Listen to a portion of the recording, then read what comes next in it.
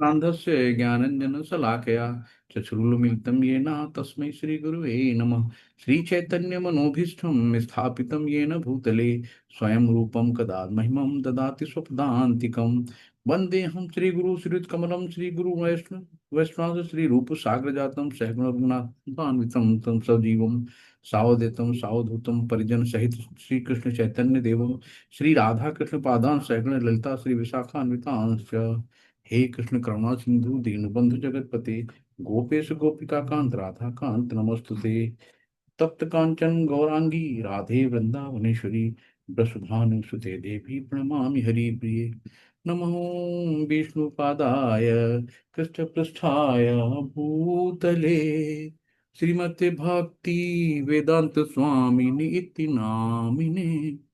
नमस्ते सरस्वती देवी गौरवाणी प्रचारिणी निर्विशेष शून्यवादी पाश्चात्य देश तारिणी। जय श्री कृष्ण चैतन्य प्रभु नित्यानंदा श्री अद्वैत गदाधर श्रीवासादि गौर भक्त वृंदा। हरे कृष्णा कृष्णा कृष्णा हरे हरे हरे राम राम राम हरे हरे। हरे कृष्णा कृष्णा कृष्णा हरे हरे हरे राम राम राम हरे हरे।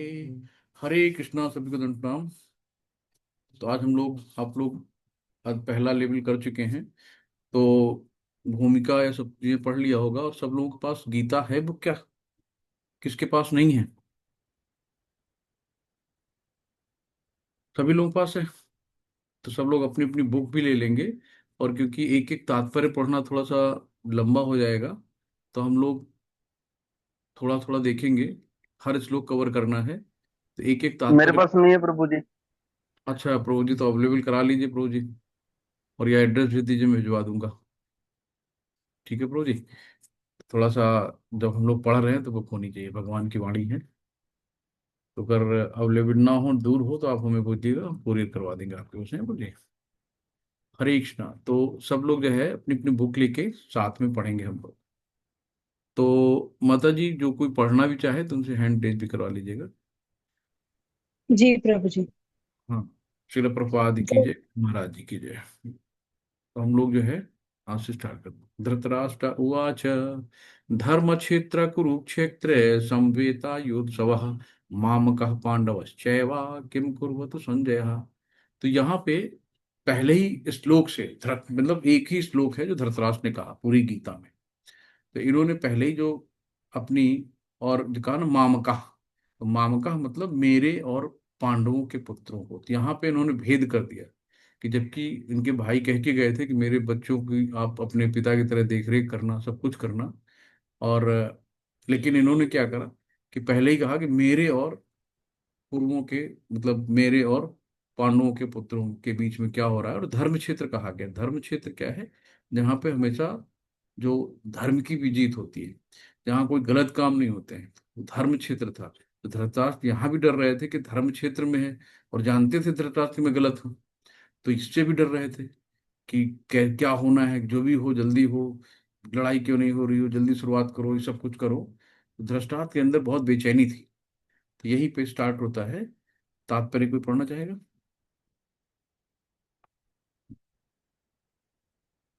तात्पर्य पढ़ लेंगे। हरे कृष्ण।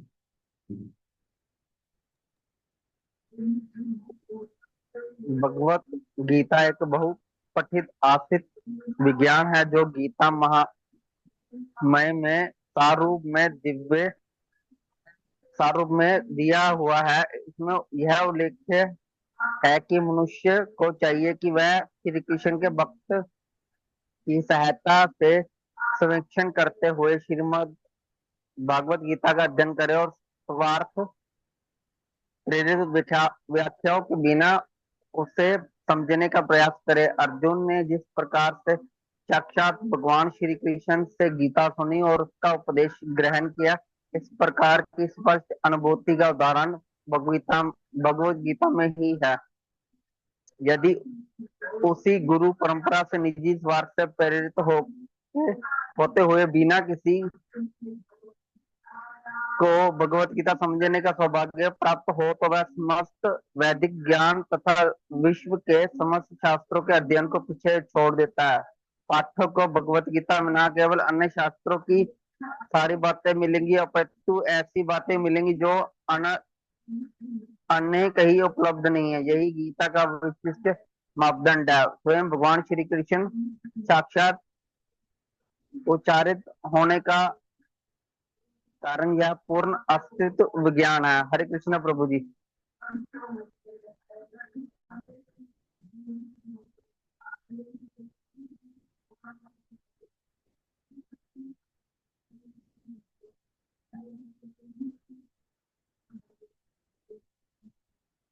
इसमें यह उल्लेख है कि मनुष्य को चाहिए कि वह कृष्ण श्री कृष्ण के भक्त की सहायता से समीक्षण करते हुए भगवत गीता का अध्ययन करे और स्वास्थ्य पृथ्वी व्याख्याओं के बिना उसे समझने का प्रयास करे। अर्जुन ने जिस प्रकार से साक्षात भगवान श्री कृष्ण से गीता सुनी और उसके उपदेशन को ग्रहण किया, इस प्रकार स्पष्ट अनुभूति का उदाहरण भगवत गीता में ही है। यदि उसी गुरु परंपरा से निजी स्वार्थ से प्रेरित हुए बिना किसी को भगवत गीता समझने का सौभाग्य प्राप्त होता है तो वह समस्त वैदिक ज्ञान तथा विश्व के समस्त शास्त्रों के अध्ययन को पीछे छोड़ देता है। पाठक को भगवत गीता न केवल अन्य शास्त्रों की सारी बातें मिलेंगी अपितु ऐसी बातें मिलेंगी जो अन्य कहीं उपलब्ध नहीं। यही गीता का विशिष्ट मापदंड है। भगवान श्री कृष्ण द्वारा साक्षात उच्चारित होने के कारण यह पूर्ण अस्तित्व ज्ञान है। हरे कृष्ण प्रभु जी। हो गया। हरे कृष्णा प्रभु जी। बस प्रभु जी, क्योंकि तात्पर्य बहुत लंबे हैं तो हम लोग केवल उसका भावार्थ और श्लोक ही देखेंगे। तो इसमें धृतराष्ट्र को पता था कि हम गलत हैं और ये धर्म क्षेत्र में एक तो युद्ध हो रहा है और दूसरा कृष्ण जी उनके साथ हैं, है ना, जहाँ पे भीम भीष्म क्या नाम भीम हैं और अर्जुन जैसे साहसी लोग हैं। तो लेकिन फिर भी उनको लग रहा था कि जल्दी से जो भी निर्णय हो, और जल्दी से हमारे तरफ भी बहुत बलशाली लोग हैं, भीष्म हैं, द्रोणाचार्य हैं, कृपाचार्य हैं, और भीष्म जो कभी युद्ध ही नहीं हारे। तो इनको ये लग रहा था कि चलो अगर जल्दी से युद्ध होता है और जल्दी से विजयी हो जाए तो हमारा पुत्र दुर्योधन राजा बने। लेकिन कहीं न कहीं डर भी था। तो इस तरीके से उन्होंने पहले ही उनको परायापन करके दिखा दिया कि मेरे और कौरवों के पुत्रों को, पांडवों के पुत्रों के बीच में क्या हो रहा है। तो संजय हैं बोलते हैं, दृष्टवा तो पांडवानीकम ब्रूह्यम दुर्योधनस्तथा आचार्यमुपसंगम्य राजा वचम ब्रवीत। तो यहाँ पे केवल ये पढ़ लीजिएगा। संजय ने कहा, हरिष्णा, हे राजन, पांडु पुत्रों द्वारा सेना के व्यूह रचना देखकर राजा दुर्योधन अपने गुरु के पास गया और उससे शब्द कहे। तो जब अब धृतराष्ट्र जन्म से भी अंधा था और अकल से भी अंधा था, उसको सब चीजें, केवल उसको आसक्ति थी उस कुर्सी से, वो अपनी कुर्सी नहीं छोड़ना चाहता था। यही आजकल का मानव है कि हम लोग अपनी चीजों से इतना लगाव करते हैं जैसे कि उसको हमें परमानेंट है, हम कभी, हमें यहाँ से जाना नहीं है, जिंदगी भर यहाँ रहना है, 100 600 साल की उम्र लेके आए हैं। इतनी आसक्ति अच्छी नहीं होती है। ये आसक्ति हमारी कलह का कारण बनती है। तो होता क्या है, जैसे कि हम अमेरिका चले गए, हमने अपनी कार आपको दे दी, तो वो क्या हुआ, आप एक ट्रस्टी हुए ना, कि कार के मालिक नहीं हुए। लेकिन होता क्या है कि साल भर बाद अगर हम आते हैं कि भाई ये कार हमें दे दो, तो पता नहीं इतना लगाव हो जाता है कि अब कैसे कार दे दें, हम साल भर से चले हैं, ये तो ना बहुत ज्यादा अटैचमेंट हो जाता है। लेकिन अगर हम ये मान लें कि यार ये तो दूसरे की चीज है, तो पढ़ो वैसे प्रभु जी। नहीं नहीं प्रभु जी, ये पढ़ने में बहुत टाइम लगेगा प्रभु जी। केवल यही पढ़ना है जो भावार्थ है उतना, ठीक है। तो हमें अपने आप को हमेशा ट्रस्टी मानना है।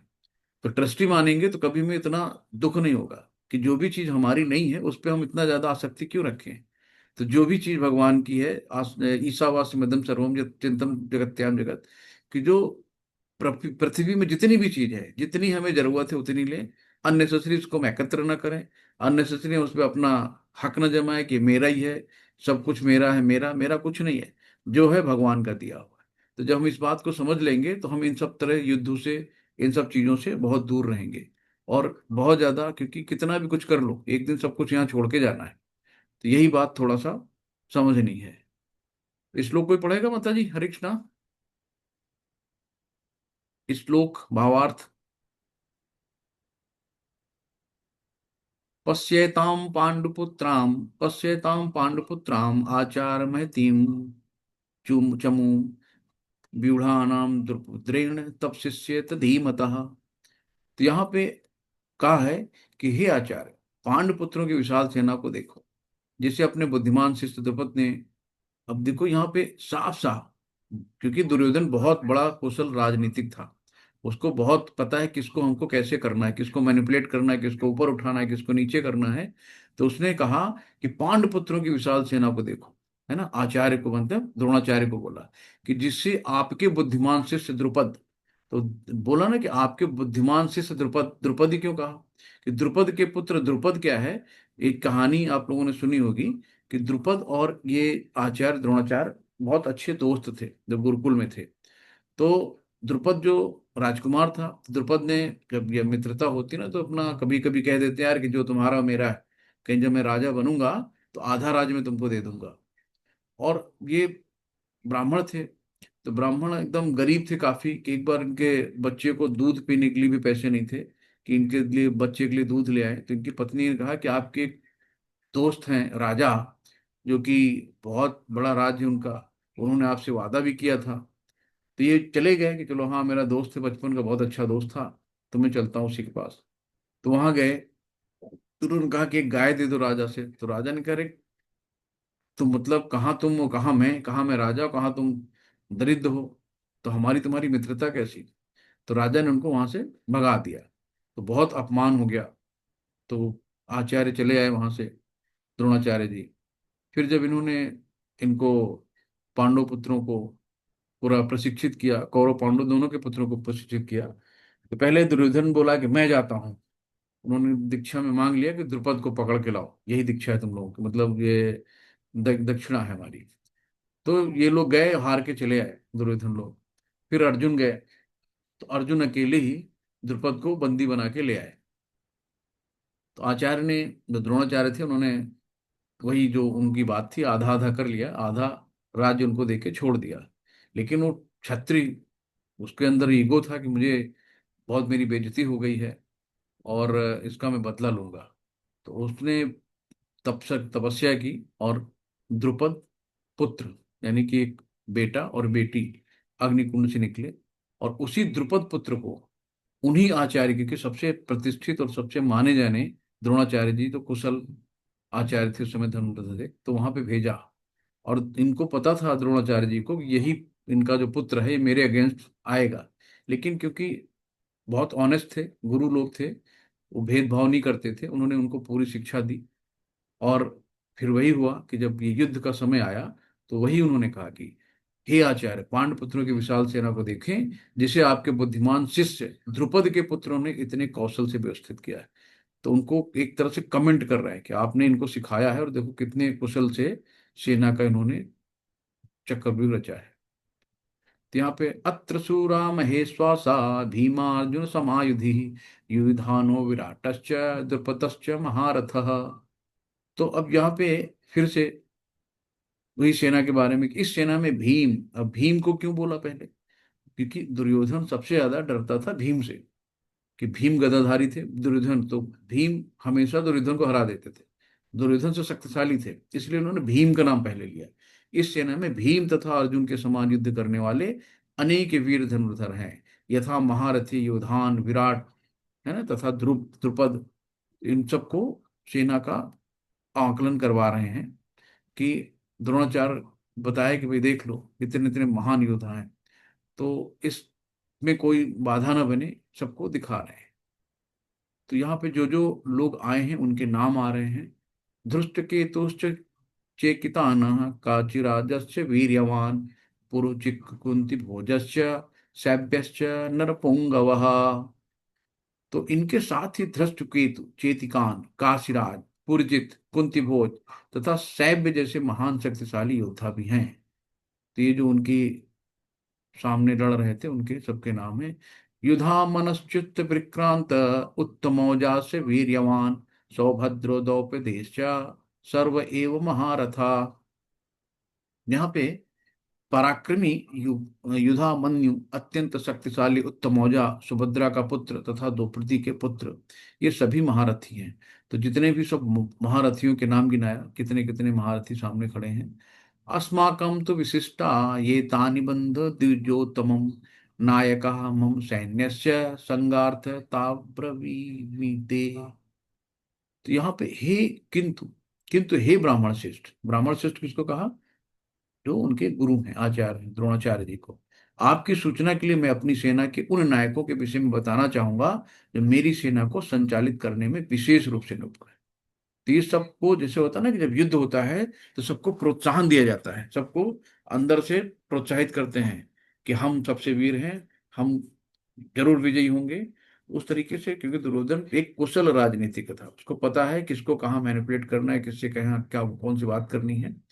तो किंतु हे ब्राह्मण सेठ, आपकी सूचना के लिए मैं अपनी सेना के उन नायकों के विषय में बताना चाहूंगा जो मेरी सेना को संचालित करने में विशेष रूप से निपुण हैं। भावान भीष्च, कर्पणश्च, कृपश्च, समितिंजयः, अश्वस्थामा विकर्णश्च, सौमदत्तिश्च थैवच। तो फिर यहाँ पे बताते हैं कि मेरी सेना में स्वयं आप, है ना। अब भीष्म, भीष्म क्या है? भीष्म कभी भी युद्ध नहीं हारे। तो वो लगभग 450 साल उम्र के थे, क्योंकि उनको अपना मिला था ना कि इच्छा मृत्यु का वरदान था कि जब हम चाहेंगे तभी मरेंगे। तो भीष्म कभी भी युद्ध नहीं हारे। इवन भीष्म में अपने गुरु तक को हरा दिया, परशुराम जी को भी हराया। तो कर्ण हैं, कृपाचार्य हैं, जो अश्वत्थामा हैं, विकर्ण हैं। विकर्ण जो है दुर्योधन का भाई था, और एक ऐसा ही इकलौता ही विकर्ण था जिसने दुर्योधन का विरोध किया था।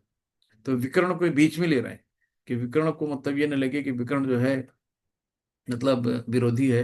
तो विकर्ण को, क्योंकि भाई था, उसको बीच में ले लिया इन सबके नाम के बीच में, कि विकर्ण है, सोमदत्त का पुत्र, भूरिश्रवा है, आदि है, जो इस युद्ध में सदैव विजयी रहे, तो कभी नहीं हारे। तो अपनी सेना के बारे में बता रहे हैं, इतने बड़े बड़े सब वीर युद्ध हुए हैं। अन्य च बहवो श्रूया मदर्थे त्यक जीविता, नाना शस्त्र प्रहरणा, सर्वे युद्ध विशारदा। तो ऐसे अन्य वीर भी हैं जो मेरे लिए अपना जीवन त्यागने के लिए उद्यत हैं। वे विभिन्न प्रकार के हथियारों से सुसज्जित हैं और युद्ध विद्या में निपुण हैं। मतलब ऐसे ऐसे इनके पास लोग हैं जो इनके एक इशारे पर अपना जीवन त्याग देते हैं। तो ये दुर्योधन बता रहे हैं कि हमारे पास मतलब पर्याप्त मात्रा में सारे अच्छे योद्धा हैं, और एक से एक बढ़ के हैं। तो सबको प्रोत्साहित कर रहे हैं। अपर्याप्तम तस् तदस्माकं बलं भीष्म चिरिक्षितम, पर्याप्तम त्विदमे तेषां बलं भीमा चिरिक्षितम। तो हमारी शक्ति अपरिमेय है ना, इसको कभी कोई तोड़ नहीं सकता। तो हमेशा विजयी रहेंगे, और हम सब पितामह द्वारा भली भांति संरक्षित हैं, जबकि पांडवों की शक्ति भीम द्वारा भली भांति संरक्षित होकर भी सीमित है।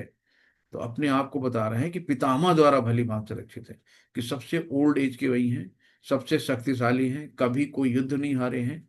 तो वही बोला कि हमारी शक्ति अपरिमेय है, और हम सब पितामह द्वारा भली भांति संरक्षित हैं, जबकि पांडवों की शक्ति भीम द्वारा भली भांति संरक्षित होकर भी सीमित है। तो भीम से हमेशा डरता था दुर्योधन, तो भीम को आगे करता था, भीम द्वारा।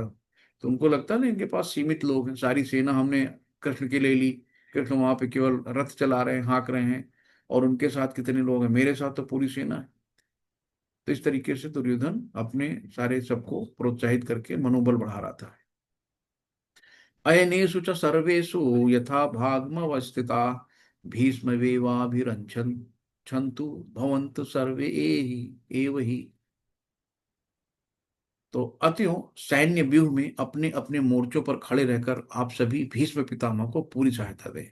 अब यहाँ पे फिर से कहा कि आप लोगों को क्या करना है कि भीष्म पितामह के चारों तरफ अपने हिसाब से खड़े होके उनको आप पूरा सहायता दें, उनको मतलब चारों तरफ से कवर करें।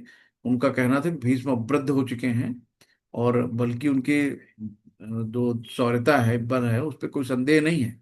लेकिन फिर भी उन्होंने कहा कि आप चारों तरफ से उनकी सुरक्षा का विशेष ध्यान दें, क्योंकि वही एक ऐसे मात्र हैं जो विजय दिला सकते हैं, तो उनको कुछ नहीं होना चाहिए। तो ये है दुर्योधन का तो तस्य संजनस्यन् हर्ष कुरु वृद्ध पितामह सिंहनादम विनतोच्चै शंखम दम्मो प्रतापवान। तो यहाँ पे तब कुरुवंश के वायुवृद्ध परम प्रतापी एवं वृद्ध पितामह ने सिंह गर्जना की सी ध्वनि करने वाले अपने शंख को उच्च स्वर में बजाया, जिससे दुर्योधन को हर्ष हुआ। अब दुर्योधन दुर्योधन को पता था कि जो भीष्म पितामह है, इनका प्रेम, इनका प्यार उधर जो पांडव पुत्र है उनकी तरफ ज्यादा है। तो पता नहीं ये लड़े कि ना लड़े, इस हिसाब से दुर्योधन थोड़ा संशय में था कि लड़ेंगे, लेकिन खुल के लड़ेंगे कि नहीं लड़ेंगे। लेकिन जब भीष्म पितामह ने शंख बजाया, तो शंख बजाने का मतलब होता है कि शंखनाद हो गया कि अब युद्ध होना है, युद्ध की शुरुआत हो गई। तो जब भीष्म पितामह ने शंख की गर्जना की, तो दुर्योधन को बड़ा खुशी मिली कि हाँ अब चलो, अब युद्ध शुरू हो गया। ततः शंखाश्च भीयरश्च पणवान का गोमुखः सहसैवाभ्य हन्यन्तं स शब्दस्तुमुलो भवत्। तत्पश्चात शंख, नगाड़े, बिगुल, तुरही तथा सींग सहसा एक साथ बज उठे। वो संवेद स्वर अत्यंत कोल्हापुल था। तो जब एक साथ नगाड़े, शंख, तुरही सब बजते हैं ना, तो वहां पे फिर कुछ सुनाई नहीं देता, सब हाहाकार सब एक साथ बज चुके हैं। यही से कहा गया कि अत्यंत कोल्हापूर्ण था। ततः शिवतैर्हर्युक्ते महति सेन्दने स्थितौ माधवः पाण्डवश्चैव दिव्यो संख्यो प्रबद्धमतुः। अब यहाँ पे दूसरी ओर क्या हो रहा है कि दूसरी ओर से श्वेत घोड़ों द्वारा खींचे जाने वाले विशाल रथ पर आसीन श्री कृष्ण तथा अर्जुन ने अपने अपने दिव्य शंख बजाए। तो श्वेत घोड़े थे और आसीन श्री कृष्ण जी थे वहां पे। तो ये अपने अपने सब लोगों ने शंख बजाया। तो शंख बजाने का मतलब होता है कि अब युद्ध का शुरुआत होना। तो सबके अपने अपने यहाँ पे शंख के नाम भी दिए गए हैं, अलग अलग शंख कौन कौन किससे हैं वो भी आगे आएगा। तो पांचजन्य हृषिकेशो देवदत्त धनंजय पांड्रो धम्मो महासंघर्ष भीम कर्मा प्रपोदर। तो अब यहाँ पे पांचजन्य नामक जो संस था, ऋषिकेश क्यों कहा है, जो अपनी इंद्रियों के स्वामी, इंद्रियों को जीतने वाले, नहीं भगवान को कहा गया है। तो भगवान श्री कृष्ण ने अपना पांचजन्य शंख बजाया। और पांच इसकी भी कहानी है कि एक बार ब्राह्मण अर्जुन ने ब्राह्मण से मांग लिया कि मेरे, उनके बच्चे मत खत्म हो गए थे, नहाने गए थे तो समुद्र में, तो वहीं पे डूब गए। तो अर्जुन से कहा कि भाई दीक्षा में हमें हमारे बच्चे वापस ला के दो। अर्जुन ने बोला ठीक है मैं ला के देता हूँ। अर्जुन बहुत भटके, अर्जुन को कहीं उनके बच्चे ही नहीं मिले। और अर्जुन ने कहा था कि अगर हम नहीं ला पाएंगे तो हम अपनी जान दे देंगे, क्योंकि क्षत्रिय थे। तो जब फिर बात यह आई, भगवान कृष्ण के पास आई, भगवान कृष्ण समुद्र के पास गए।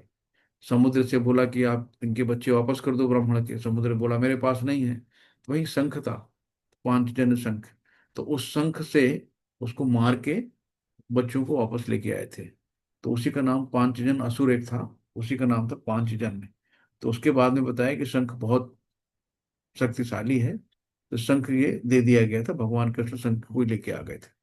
तो वो शंख का नाम पांचजन्य था। अर्जुन ने देवदत्त शंख और अतिभोज, तो अर्जुन का शंख का नाम था देवदत्त शंख, तथा अतिभोजे एवं अति मानवीय कार्य करने वाले भीम ने पौंड्र, भीम के शंख का नाम था पौंड्र नामक शंख बजाया।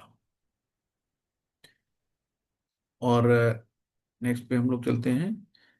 अनंत विजयम राजा कुंती पुत्रो युधिष्ठिरः नकुल सहदेवश्च सुघोष मणिपुष्पको काश्यश्च परमेश्वास शिखंडी च महारथः धृष्टद्युम्नो विराटश्च सात्यकिश्चापराजितः द्रुपदो द्रौपदेयश्च सर्वस्य पृथिवीपते सौभद्रश्च महाबाहु शंखानदभ्यु पृथक पृथक।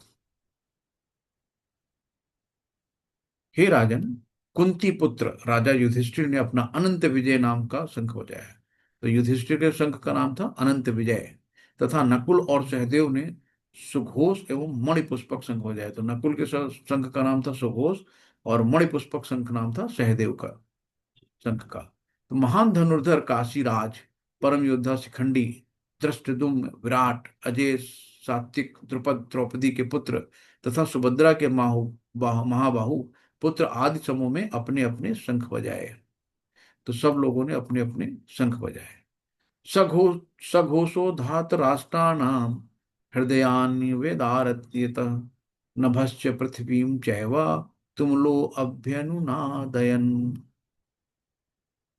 इन विशिष्ट विभिन्न शंखों की ध्वनि कोलाहलपूर्ण बन गई, जो आकाश तथा पृथ्वी को शब्दयामान करती हुई धृष्ट राष्ट्र के पुत्रों के हृदयों को वितीर्ण करने लगी।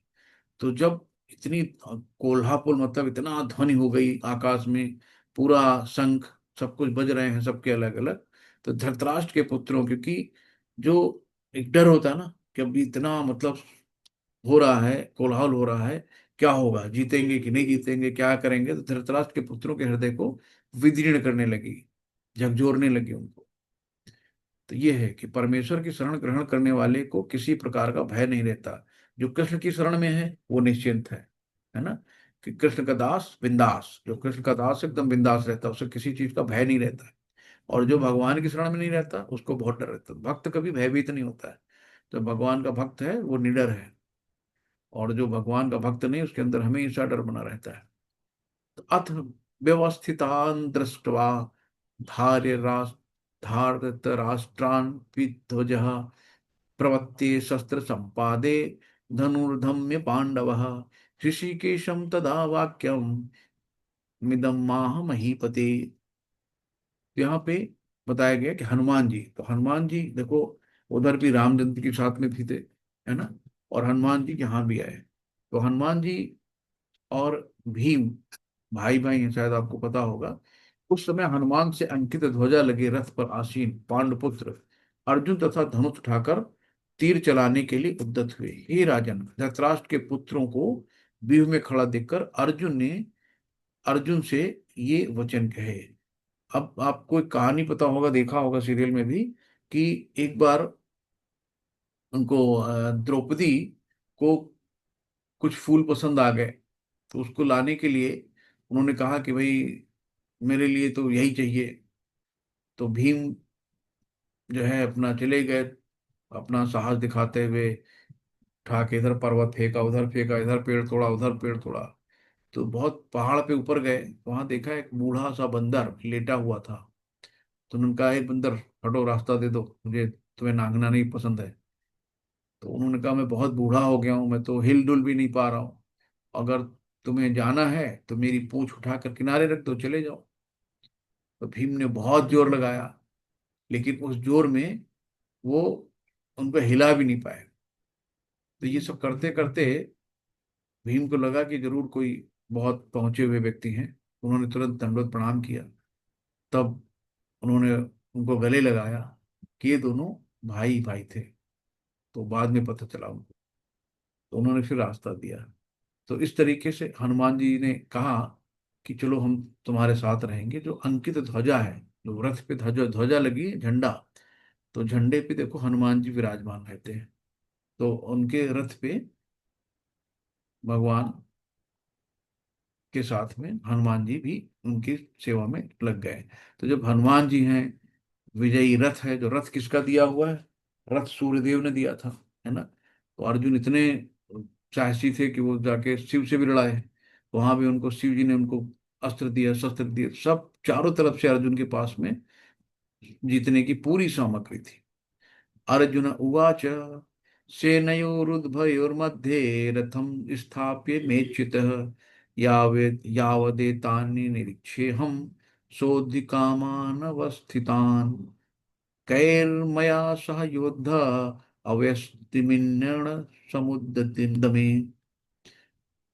तो अर्जुन ने कहा, हे अच्युत, अच्युत मतलब जो कभी चुकता नहीं है, कभी खत्म न होने वाला, अच्युत, कृपा करके मेरे रथ दोनों सेनाओं के बीच में ले चले। अब देखो भगवान इतने सरल होते हैं कि अपने भक्तों की भी सेवा में लग जाते हैं। तो आप देखो कि यहाँ पे अर्जुन शुद्ध भक्त था, भगवान उनके सारथी बन गए। सारथी का मतलब उनके ड्राइवर बन गए। अब सारथी जब वहां पे देखो इतना कोलाहल हो रहा है, शंख नगाड़े सब बज रहे हैं, किसी की आवाज सुनाई नहीं देती। अब मान लो अर्जुन को मोड़ना है, राइट मुड़ो, लेफ्ट मुड़ो, कैसे बोलेंगे। तो वो क्या करते थे कि जो सारथी रथ हाँकता है, तो पीछे से जो योद्धा होता है उसके राइट कंधे पे पैर मारा, राइट मुड़ गो। लेफ्ट कंधे पे पैर मारा, लेफ्ट मुड़ जाओ। इस तरीके से भगवान अपने भक्तों के लात भी सह लेते हैं। तो भगवान इतने कृपालु हैं। तो भगवान हर तरीके से अपने भक्तों की रक्षा करते हैं, भक्तों का साथ देते हैं। ठीक है, तो हमें भगवान की शुद्ध भक्ति करनी है। तो धीरे धीरे जब हम लोग इसमें पढ़ते जाएंगे, धीरे धीरे आगे बढ़ते जाएंगे, और धीरे धीरे जब हमारे अंदर श्रद्धा व्यक्ति विकसित हो जाएगी भगवान के प्रति, तो अपने आप वो भाव आएंगे, है ना। फिर हमें भगवान से बातें करने का मौका मिलेगा, भगवान के पास बैठने का मौका मिलेगा, वो सब कुछ एहसास होगा। लेकिन पहले हमारे अनंत जन्मों के जो मन में मैल भरा हुआ है, पता नहीं कितनी चीजें हमारे मन में भरी हैं, कितने विकार हैं, कितने हम लोग जन्म ले चुके हैं। तो धीरे धीरे इन विकारों से जब हम बाहर निकलेंगे, कैसे निकलेंगे? नाम जप करके। तो हम लोगों को क्या करना है? माला स्टार्ट करनी है। माला भी कितने लोगों ने स्टार्ट की है माला? तो माला स्टार्ट करो, एक से करो, फिर धीरे धीरे दो पे आओ। तो धीरे धीरे जैसे जैसे हम माला जप करते जाएंगे, हरे कृष्ण कृष्ण कृष्ण हरे हरे, हरे राम राम राम हरे हरे। तो जैसे जैसे हम, ये कृष्ण कॉलिंग है कि हे राधा रानी, हमें कृष्ण से, कृष्ण की भक्ति दो, कृष्ण से मिलाओ, कृष्ण की सेवा दो। ये हमें भगवान की कॉलिंग है। बहुत सरल विधि बताई गई। पहले लोग 2-2 हजार, 4-4 हजार साल तपस्या करते थे, है? भगवान की भक्ति करते थे, हजारों साल लग जाता था, शरीर में दीमक लग जाता था, शरीर खोखला हो जाता था, कितने तपस्या करते करते मर जाते थे। तो यह कितना सरल मिला कि सिर्फ नाम जप। तो प्रभुपाद जी ने इतना सरल कर दिया है कि आप केवल 4 रेगुलेटरी प्रिंसिपल, आप केवल 4 नियमों का पालन करो और 16 माला कम से कम जपो। तो उन्होंने गारंटी दी है कि हम आपको भगवत धाम लेके जाएंगे, यानी जन्म मृत्यु जरा व्याधि के चक्कर से छुड़ाने का। तो कितना सरल उपाय है, और फिर भी हम लोगों के पास टाइम नहीं है। अब ये नहीं पता है कि जिसने टाइम बनाया है, समय किसने बनाया है? भगवान ने बनाया है। तो जिसने समय बनाया है, उसी को हम समय नहीं दे पाते हैं। टाइम नहीं है, बिजी हैं, और मेरे पास टाइम कहाँ है ना? 1 घंटा भगवान के लिए नहीं निकाल पाते हैं। और ये नहीं पता कि कब 1 सेकंड में प्लेन क्रैश हो जाता है, कब 1 सेकंड में रोड एक्सीडेंट हो जाता है, कब 1 सेकंड हार्ट अटैक हो जाता है। पूरा समय मिल जाता है। लेकिन जब तक हम जिंदा हैं, लगता है सब हम ही कर रहे हैं। तो ये हम और मैं को हटाना है। तो जो भी है, सब कृष्णा प्लानिंग है। जो हो रहा है कृष्ण की कृपा से हो रहा है। तो हमें हमेशा ध्यान रखना है कि हम कुछ नहीं है, हम एक निमित्त मात्र हैं। तो वैसे ही अर्जुन ने कहा, हे अच्युत, कृपा करके, यानी कि भगवान को बोल रहे हैं कि मेरा रथ वहां लेके चलो, दोनों सेनाओं के बीच में। तो कम से कम देखें तो कि हमसे लड़ने कौन कौन आए हैं। एक बार हम उनको देख तो ले लड़ने से पहले। तो हे अच्युत, कृपा करके मेरा रथ दोनों सेनाओं के बीच में ले चलें, जिससे मैं यहाँ युद्ध की अभिलाषा रखने वालों को और शास्त्रों की इस महान परीक्षा में जितने मुझसे संघर्ष करना है, उन्हें देख सकूं। और यहीं पे फिर भगवान ने क्या किया? रथ को आगे बढ़ाया। योत्स्यमानान् अवेक्षे अहम् एतेऽत्र समागताः धातराष्ट्रस्य दुर्बुद्धेर् युद्धे प्रचिकीर्षवः। उन्हें, तो मुझे उन लोगों को देखने दीजिए जो यहाँ पर धृतराष्ट्र की दुर्बुद्धि। तो दुर्योधन को कहा गया दुर्बुद्धि। तो दुर्बुद्धि, दूषित बुद्धि वाला, है ना। तो दुर्योधन को, धृतराष्ट्र के पुत्र को बोला दुर्बुद्धि पुत्र, को प्रसन्न करने की इच्छा से लड़ने के लिए आए हैं। यानी कि दुर्योधन को प्रसन्न करने के लिए कौन कौन से यहाँ पे दुर्बुद्धि लोग आए हैं, तो उनको जरा देखे तो कौन है। संजय उवाच एवमुक्त हृषीकेशो गुणाकेशेन भारतः सेनयोरुभयोर्मध्ये स्थापयित्वा रथोत्तमम्। आवाज ही नहीं आ रही। हरे कृष्णा। किसको आवाज नहीं आ रही? हम्म,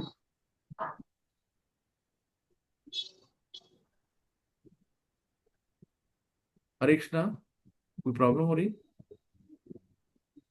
संजय ने कहा, हे भरतवंशी, अर्जुन द्वारा इस प्रकार संबोधित किए जाने पर भगवान कृष्ण ने दोनों दलों के बीच में उस उत्तम रथ को लाकर खड़ा कर दिया। जब अर्जुन ने कहा कि दोनों सेनाओं के बीच में हमें ले चलो, और हम देखें कि कौन हमसे युद्ध करने आया है, कौन कौन हमारे अगेंस्ट है, एक बार मैं उनको देख तो लूं। भीष्म द्रोण प्रमुखतः सर्वेशा च महीक्षिताम्। उवाच पार्थ, प्रश्चय तान् समवेतान् कुरु नीति। तो भीष्म, द्रोण तथा विश्व भर के अन्य समस्त राजाओं ने सामने भगवान ने कहा, हे पार्थ। पार्थ अर्जुन को बोला, यहाँ पर एकत्र सारे कुरुओं को देखो। तो भीष्म, द्रोण तथा विश्व भर के अन्य समस्त राजाओं के सामने भगवान ने कहा अर्जुन से कि यहाँ पे जितने भी लोग एकत्र हैं उन कुरुओं यानी कि कौरवों की सेनाओं को देखो।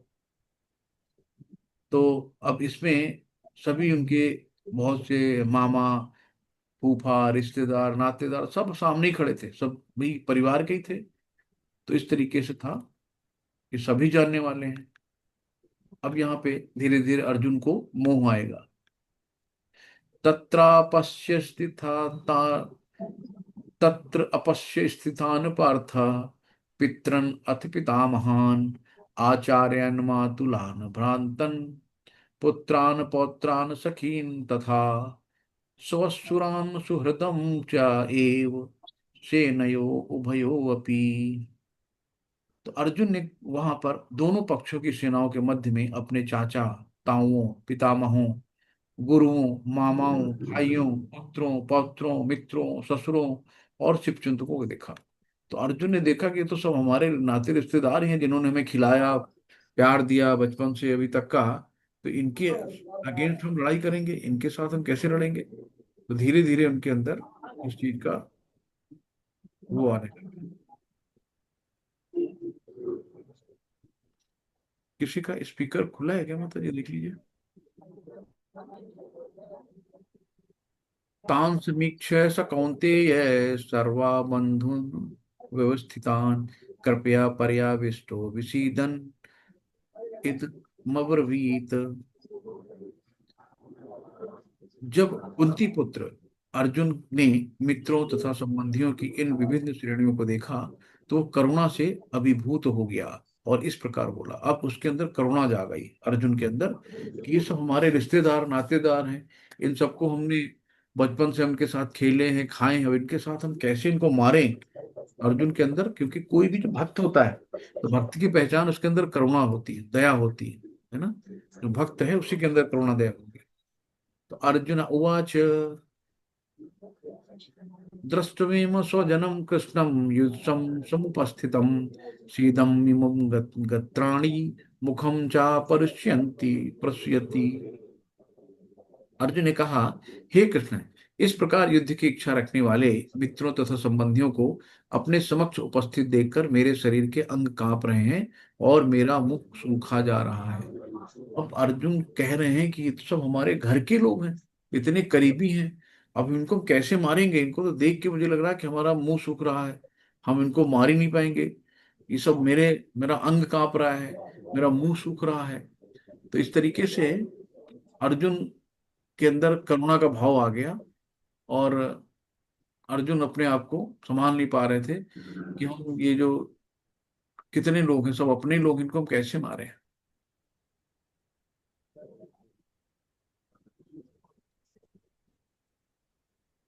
जो भगवान के प्रति अविचलित भक्त रखता है उसमें देवता के सगुण पाए जाते हैं, किंतु जो भगवत भक्त नहीं होते हैं उनके पास भौतिक योग्यताएं ही रहती हैं जिनका कोई मूल्य नहीं होता। इसका कारण यह है कि वो मानसिक धरातल पर मंडराता रहता है और ज्वलंत माया के द्वारा अवश्य ही आकृष्ट होता है।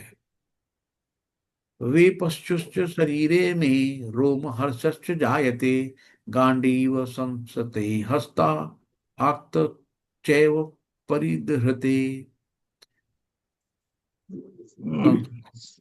तो यहाँ पे मेरा शरीर कांप रहा है। अब अर्जुन क्या है कि सब देख के कि हम इनको कैसे मारेंगे, ये हमारे इतने करीबी हैं, हम ये कोई मामा है, कोई फूफा है, कोई चाचा है, कोई गुरु है, कोई बाबा है, कोई नाना है।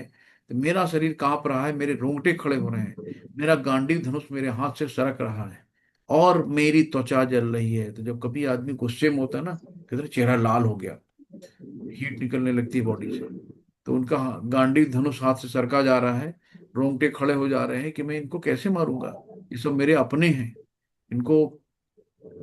इस तरीके से ये सब क्या है कि अर्जुन अभी तक का देहात्म बुद्धि में था, यानी कि जब उसको ज्ञान होगा कि ये सब शरीर नहीं आत्मा है, आज नहीं तो कल इनको मरना ही है, तो कोई यहाँ पे अमृत पी के नहीं आया, तो उसको जाना ही है। तो जब ये देहात्म बुद्धि में चीजें होती है ना तो हमें बहुत भय लगता है। और जब हम देहात्म बुद्धि से निकल आते हैं कि मान लेते हैं कि ये सब आत्माएं हैं, इन्होंने अपना अपना रोल अदा करने के लिए शरीर ग्रहण किया है और अपना रोल अदा करके इन्हें वापस जाना है, तो यहाँ कुछ भी परमानेंट नहीं है ना। न चा शक्नो व्यवस्था तो भ्रमतीव च मे मन, निमित्तानि च पश्यामि विपरीतानि केशव। मैं यहाँ अब और अधिक खड़ा रहने में असमर्थ हूँ। मैं अपने को भूल रहा हूँ कि मेरा सिर चकरा रहा है। हे कृष्ण, मुझे तो केवल अमंगल के कारण दिख रहे हैं। अब अर्जुन इतना व्यथित हो गया कि उसको कुछ वहां पे मंगल लग ही नहीं रहा था। उसको लग रहा था ये तो सब अपने लोग हैं, इनको मार के मुझे क्या मिलेगा है। तो ये सब यहाँ पे करुणा का भाव आया कि जो सबसे पहले ने कि अपने परिजनों को हम कैसे मारे, हम नहीं मार पाएंगे, है ना। इसमें कोई हमें आनंद नहीं आएगा कि अब जो इनको मारने से हमें कौन सा बहुत बड़ा राज्य जीत लेंगे, हमारे परिवार का विनाश हो जाएगा, है ना? हमें पाप लगेगा। ये सब चीजें उसके दिमाग में आने लगी कि इसको सोच के उसको लगा कि सब बहुत गलत हो रहा है, उसका सिर चकराने लगा। न च श्रेयो अनुपश्यामि हत्वा स्वजनमाहवे, न कांक्षे विजयम कृष्णा, न च राज्यम सुखानि च। तो अब वही बात कह रहा है कि भाई इन सबको मारने से, ये सब अपने हैं हे कृष्ण, इस युद्ध में तो अपने स्वजनों का वध करने से ना तो मुझे कोई अच्छाई दिखती है और ना मैं उससे किसी प्रकार की विजय, राज या सुख की इच्छा रखता हूँ। तो उन्होंने कहा कि इसको मारने से मुझे क्या मिल जाएगा भाई, जब हम हमारे सब लोग अपने मर जाएंगे फिर हम किसके साथ एंजॉय करेंगे, पार्टी किसके साथ बनाएंगे जब हमारा कोई होएगा नहीं, हम सबको अपने मार के हमें इसमें कौन सी सुख मिलना है। तो मुझे इसमें किसी तरह के कोई सुख नहीं दिख रहा है, कोई हमारा ऐसा नहीं हो रहा है कि हमें इसमें बहुत, क्योंकि अर्जुन कोमल हृदय, दयालु और तार्किक था। तो वो शास्त्रों का ज्ञाता था, बुद्धिमान था। तो उसको सबको लगता था कि सब कैसे हम अपने रिश्तेदारों को लड़ने के लिए तैयार हैं, है ना। मतलब उसका बहुत बुरा हाल होता है। तो एकदम करुणा में भर जाता है, उसको नहीं लगता कि हाथ कहाँ पर है कि मैं कैसे इनको मारूंगा, कैसे इनके साथ लड़ूंगा। तो किम नु राज्येन गोविंद, किम भोगैर जीविते वा, ये सामर्थ्य कांक्षितम नु राज्यम भोगा सुखानि च। त इमे अवस्थता युद्धे प्राणस्तक्त्वा धनानि च, आचार्य पितरः पुत्रास्तैव च पितामहः, मातुला सुरा पौत्रा श्यामला संविन्धिनस्तथा, एतान् हन्तु मिच्छामि ध्यन्तोऽपि मधुसूदन। अपि त्रैलोक्यस्य राजस्य हेतो किं नु मही कृते, निहत्य धार्तराष्ट्रान्न का प्रीति स्यात् जनार्दन। हे गोविंद, गोविंद भगवान श्री कृष्ण के लिए कहा कृष्ण को, हे गोविंद, हमें राज्य सुख अथवा, किसी का माइक खुला है क्या?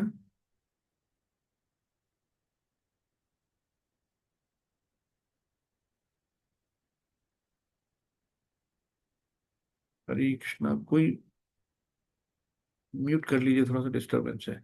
हे गोविंद, हमें राज सुख अथवा इस जीवन से क्या लाभ, क्योंकि जिन सारे लोगों के लिए हम उन्हें चाहते हैं वे ही इस प्रस्थ युद्ध भूमि में खड़े हैं। तो मतलब जो हमारे अपने हैं, जिनको हम प्यार करते हैं, वो हमारे अगेंस्ट युद्ध भूमि में खड़े हैं। हे मधुसूदन, तो मधु नामक एक वो था, उसका श्री कृष्ण जी ने वध किया था, असुर था, तो उसका मधुसूदन नाम भगवान को दिया गया है।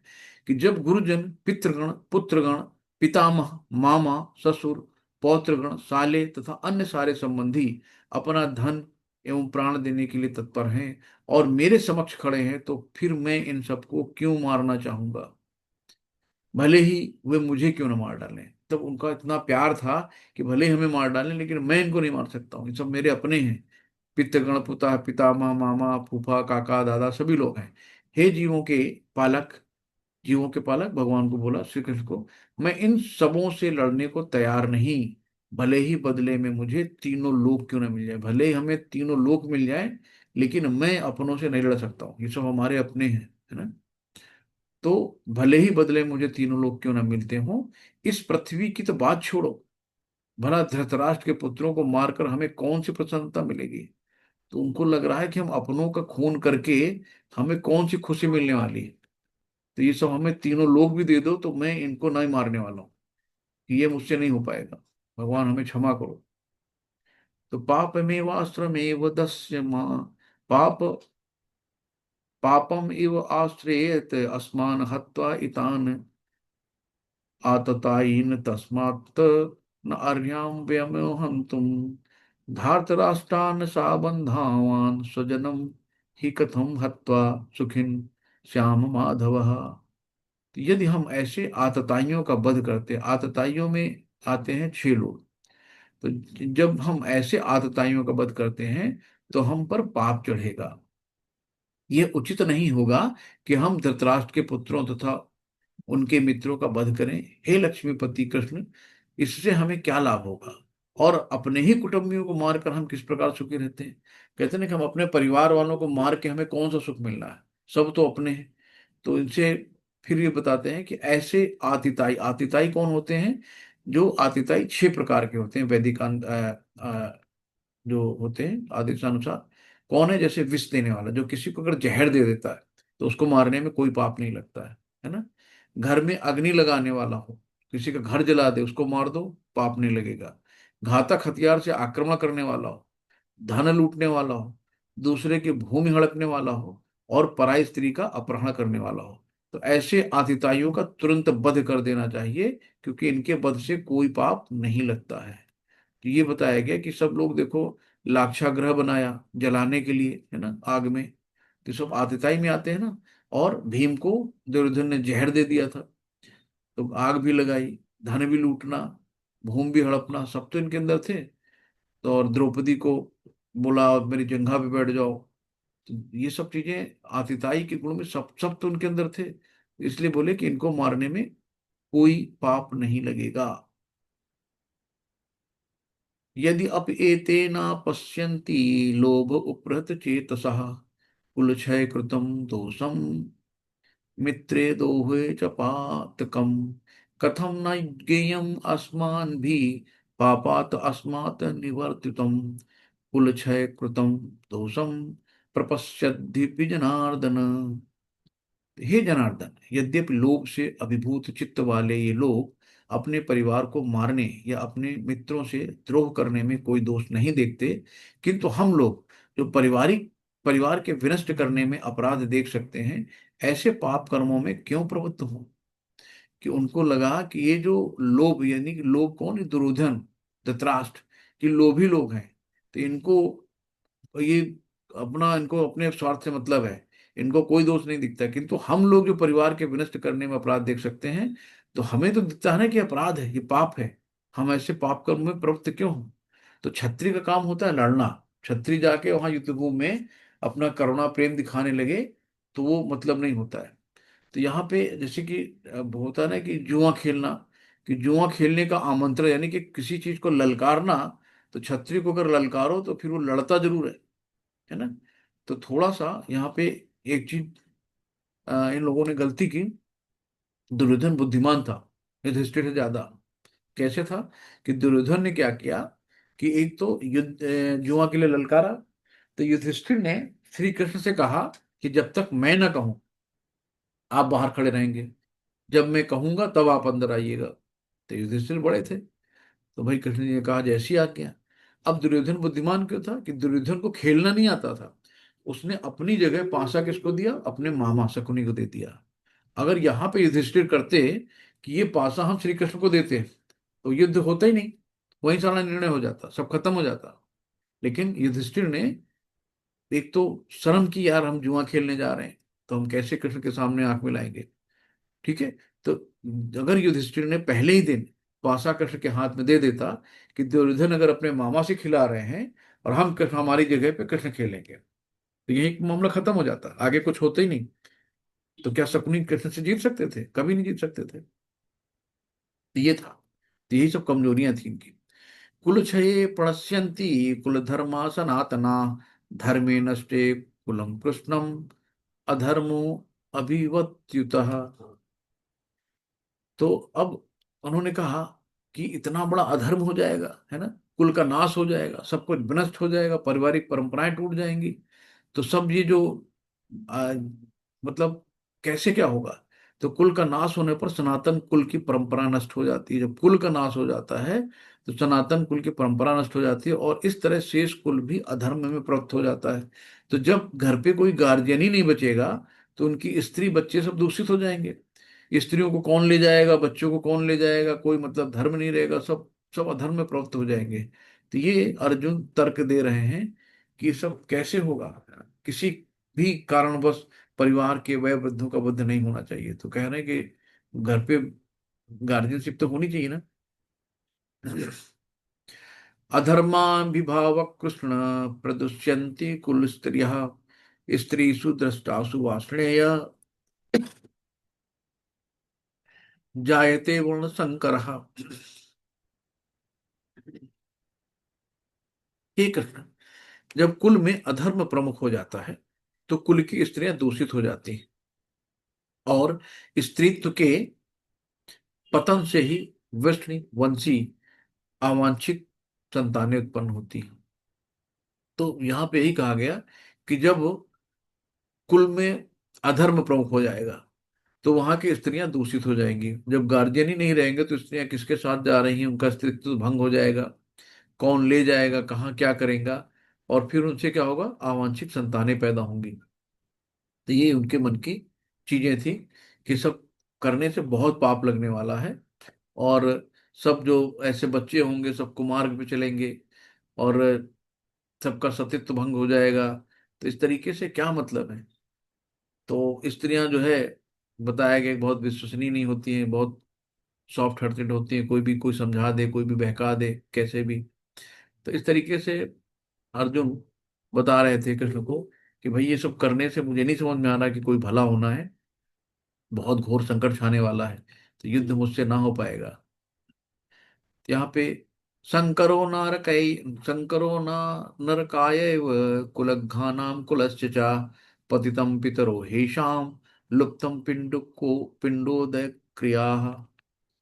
तो अवांछित संतानों की वृद्धि से निश्चय ही परिवार के लिए तथा पारिवारिक परंपरा को विनष्ट करने वालों के लिए नारकीय जीवन उत्पन्न होता है। ऐसे पतित कुलों के पुरखे यानी पितर गिर जाते हैं, क्योंकि उन्हें जल तथा पिंड दान की क्रियाएं समाप्त हो जाएगी। तो पितृदान कौन करते हैं? पुत्र लोग करते हैं। तो पता चला कि अब जो अवांछनीय पुत्र हो रहे हैं, घर पे कोई है ही नहीं है, तो कौन पिंडदान करेगा, कौन सब क्या करेगा? तो जब ये सब चीजें होंगी, ये अच्छी नहीं होंगी, है ना। तो ये सारा नारकीय जीवन हो जाएगा। तो कौन से पुत्र किसके पुत्र हैं कि उसको पता ही नहीं है। तो हमारे जो पुरखे लोग हैं उनको कौन, जो हर साल होता है पितृपक्ष आता है, पानी दिया जाता है, सब कुछ दिया जाता है, तो उनको कौन पिंडदान करेगा? तो ये सारी क्रियाएं समाप्त हो जाएंगी। तो अर्जुन क्योंकि अभी देहात्म बुद्धि में है, उसको सब कुछ लग रहा है कि जो भी कर रहा हूं मैं ही करूंगा, मैं ही मारूंगा, मैं ही पाप का भागी बनूंगा, सब कुछ मेरे द्वारा होगा। तो यानी कि सब सकाम करवाते हैं। तो जब हम भगवान के लिए काम करते हैं तो सब कुछ पवित्र हो जाता है ना। तो धीरे धीरे हम आगे उस चीज को पढ़ेंगे। देवर्षि भूत नृणाम पितृणाम न किंकरो नायमणि च राजन सर्वात्मनायम शरणम शरणम गतो मुकुंदम परिहृत कर्तव्य।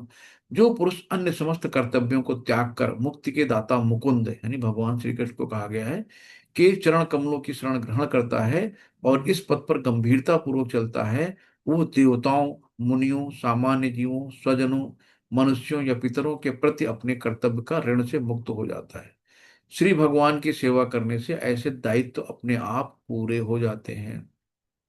तो यानी कि जो भगवान की शरण ग्रहण करता है ना, तो उसको इस सब चीजों की दिक्कत नहीं कि हमारे पितर तरेंगे कि नहीं तरेंगे, हम पितरों को पिंडदान कर रहे हैं, वो अभी उनका क्या होगा क्या नहीं होगा।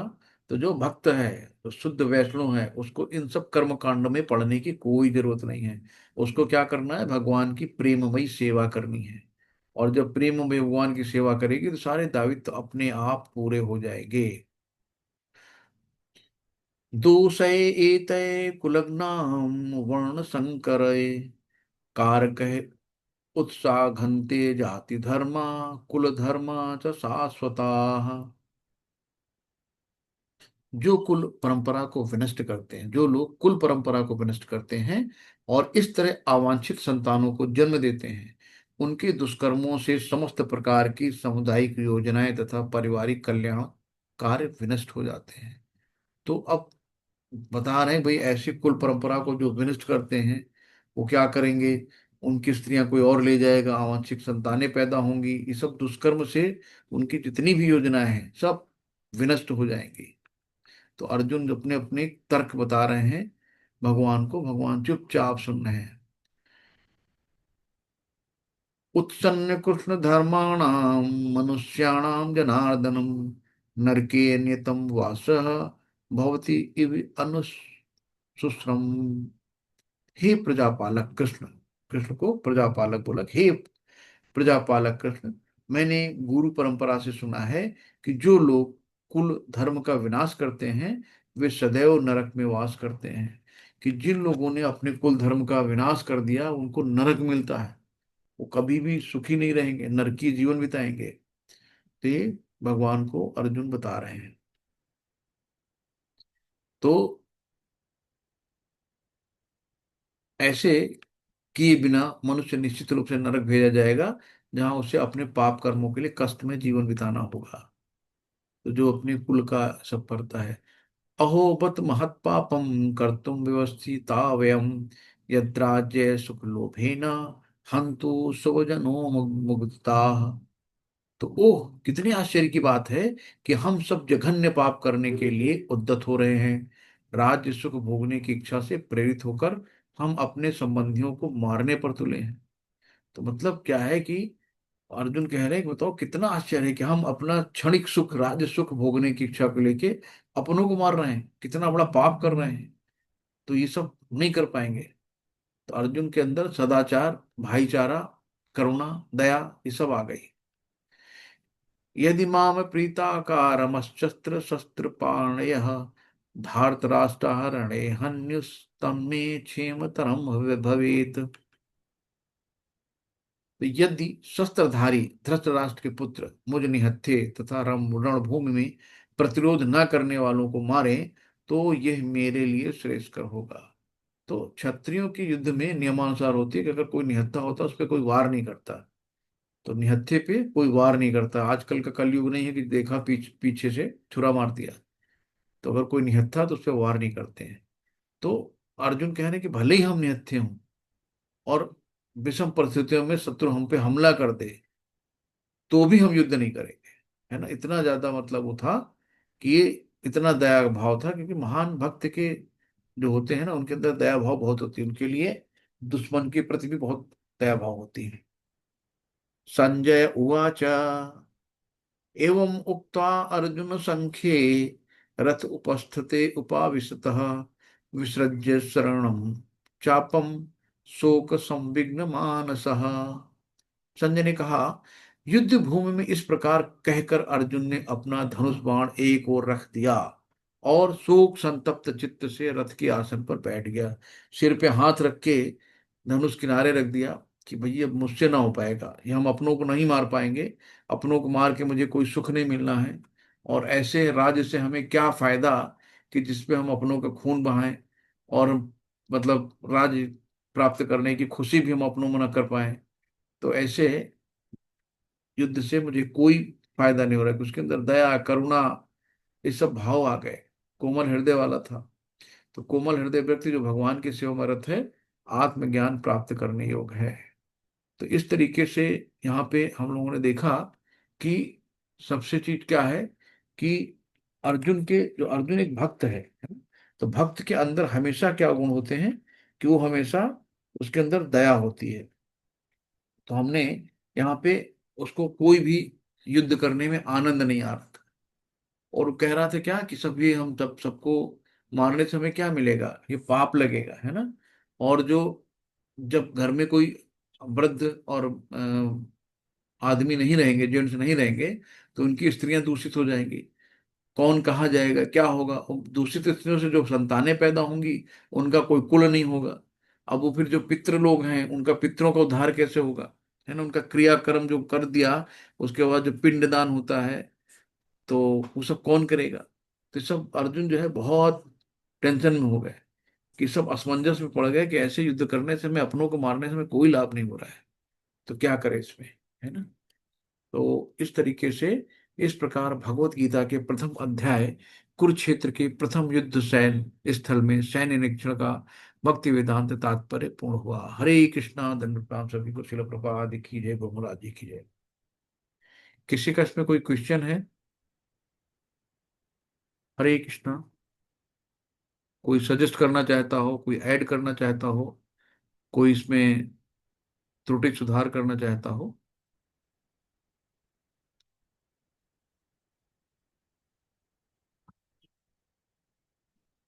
हरे कृष्णा। आप लोग बोल सकते हैं, मेट कर सकते नहीं प्रभु जी, आपने बहुत अच्छे से समझाया। हैं। हरे कृष्णा। हरे कृष्णा। श्रीकांत प्रभु जी प्रभु आज जी। से दूसरा लेवल शुरू हो गया ना? हाँ प्रभु जी, आज ये दूसरा लेवल ही चल रहा है। पहला लेवल आप लोग कर चुके होंगे, तो दूसरा लेवल भी हम लोगों को ये 18-20 दिन में ही करना है। तो इसलिए बहुत ज्यादा एक्सप्लेन नहीं कर रहे हैं, तो थोड़ा सा आप लोग पढ़िएगा। सबके पास बुक होगी, और मैं 700 श्लोक पूरे लूंगा। फर्स्ट लेवल में तो बीच बीच में श्लोक लेते थे, तो कुछ लेते थे, लेकिन यहाँ पे कंप्लीट 700 श्लोक लिए जाएंगे। तो आप लोग घर पे पढ़ लीजिएगा, और कहीं कोई क्वेश्चन बनता है तो आप लोग फिर हमसे डिस्कस सेकेंड क्लास में कर सकते हैं। कहीं कोई कंफ्यूजन होता है तो आप उसको देख सकते हैं। तो इस तरीके से आप लोग कर सकते हैं। किसी का कोई शंका, कोई क्वेश्चन हो तो?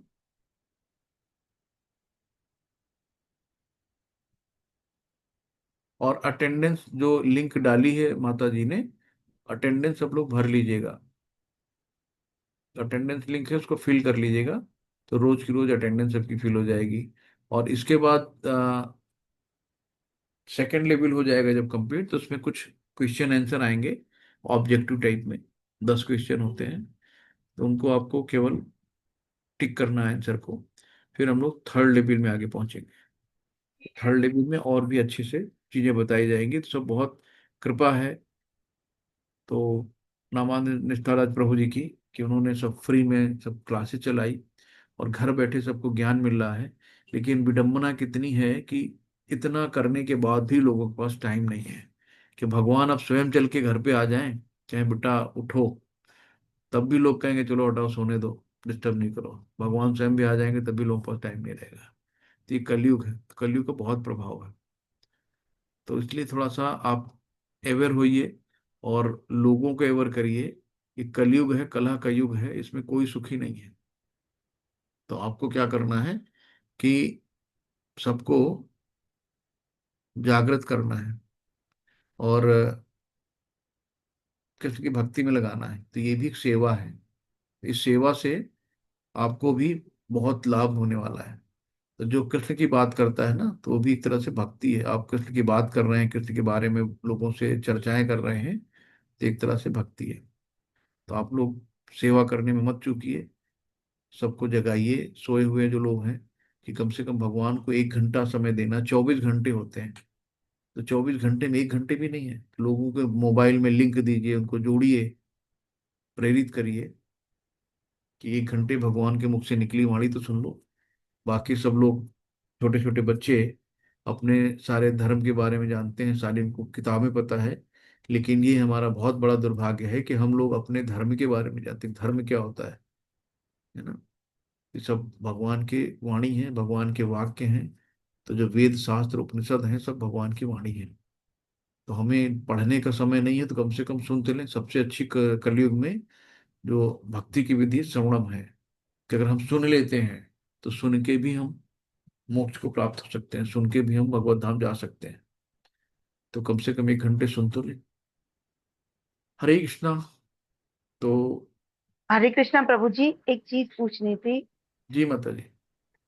प्रभु जी, जैसे हम लोग आपका जैसे आपको रोज श्रवण करते हैं, या जिस तरह से आपने जो नियम बांधे हैं, कि सुबह जैसे मंगला आरती है, या जो भी आपका अभी चल रहा है प्रोटोकॉल, हम वो फॉलो कर रहे हैं। बट अगर किसी भी वजह से हमें गुरु नहीं मिल पाते, या हमें दीक्षा नहीं मिल पाती, मतलब अभी क्योंकि दीक्षा के लिए काफी टाइम मैंने आपके यहीं पे कईयों से पता किया है, तो दीक्षा में थोड़ा टाइम लगता है।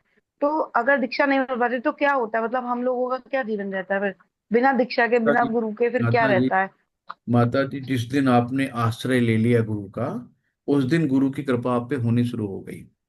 अब बिना भगवान की कृपा के गुरु नहीं मिलते हैं, और बिना गुरु की कृपा के भगवान नहीं मिलते हैं, ये दोनों चीजें हैं। तो आपका अपना काम है, आप शुद्ध भक्ति करिए, आप प्रेममयी भगवान की सेवा करिए, है ना। भगवान आपको ढूंढ लेंगे, गुरु आपको ढूंढ लेंगे, आप कहाँ हो वो आपकी टेंशन नहीं है, वो गुरु की टेंशन है। तो गुरु के प्रति भाव रखिए। गुरु का आश्रय लेना है, गुरु का एक आश्रय फॉर्म आता है, गुरु का आश्रय ले लीजिए और आराम से पूजा पाठ करिए, अपनी जो भी भक्ति करती हैं। तो आपको टेंशन नहीं है, ये गुरु की टेंशन है कि हम अपने भक्तों को कहाँ से जाके पकड़ेंगे। तो गुरु आपको ढूंढ लेंगे। तो आप उसके लिए मत सोचिए, जब समय आएगा गुरु आपको खुद बुला लेंगे, खुद दीक्षा देंगे। पहले आप उस लायक बनिए, तैयार होइए। उनके जो 16 माला हैं कम से कम, और 4 रेगुलेटरी प्रिंसिपल हैं, उनको आप करिए। सुबह मंगला आरती करिए, भक्तों का संग करिए, मंदिर में कभी कभी जाके वहां पे सेवा करिए। तो आप सब करिए, भगवान सब देख रहे हैं। तो भगवान कोई ना कोई भेज देंगे। जैसे जो क्या नाम है, ध्रुव महाराज, जब उनको बुरा लगा कि उनके पिता की गोदी में बैठे थे, उनकी सौतेली माँ ने उनको उतार दिया, तो उनको बहुत बुरा लगा। तो अपनी माता से उन्होंने पूछा, माता एक गुरु के रूप में थी, प्रथम गुरु हमारी माता होती है, कि मैया ये बताओ कि हम अपने पापा से बड़ा राज, अपने पापा से क्या बाबा से बड़ा राज चाहते हैं, कैसे मिलेगा हमें। तो कहने अरे वो सब तो वही बच्चों के, इन बच्चे ने, आप बताओ मुझे। कहने तो भगवान ही दे सकते हैं। लेकिन भगवान कहाँ मिलेगा, कहीं जंगल में मिलेगा। और वो चले गए, उनको ये नहीं पता कि गुरु भगवान कहाँ क्या है, बस उन्होंने उनकी संकल्प लिया कि मुझे जाना है भगवान को ढूंढने। और भागते चले जा रहे थे जंगल में, छोटा सा बच्चा 5 साल का। तो भगवान ने स्वयं नारद मुनि को भेजा गुरु बना के, कि जाओ, शिष्य है तुम्हारा, उसको ज्ञान दो जाके। तो नारद मुनि आए, बेटा कहाँ जा रहे हो तुम? बोले मैं भगवान से मिलना है। भगवान कहीं कहाँ मिले? कहीं माँ ने बोला जंगल मिले। कहाँ जंगल? कहीं मुझे नहीं पता, मुझे भगवान से मिलना है बस। तो एक ठान ली, जिद ठान ली। तो नारद मुनि ने बहुत समझाया कि भाई तुम छोटे हो, जंगल में जानवर हैं, कोई कुछ भी हो, मुझे भगवान से मिलना है। तब नारद ने गुरु का रोल अदा करके उनको मंत्र दिया, ओम नमो भगवते वासुदेवाय नमः, कि आप इसका जाप करो। तो उन्होंने जाप किया, और बहुत कम समय में भगवान अवतरित हुए उनके सामने, मात्र 6 महीने में। तो आपको क्या करना, आपको लगन लगानी, अपनी भक्ति करनी है, और भगवान स्वयं गुरु को भेज देंगे। हरे कृष्णा दंडा माता दी, हरे कृष्ण। हरे कृष्णा प्रभु जी, हरि बोल। तो और किसी का हरे कोई हाँ मत बोलिए। प्रभु जी, एक बार अटेंडेंस लिंक के बारे में बता देती हूँ थोड़ा सा। हाँ हाँ बिल्कुल। जी, हरे कृष्णा, सभी को सादर प्रणाम। तो ये हरे हमारा कृष्ण लेवल माता 2 जी। शुरू हो चुका है। इसकी अटेंडेंस डेली क्लास में ही, क्लास के बीच में मैं शेयर करूंगी चैट बॉक्स में। तो एक लिंक आएगा।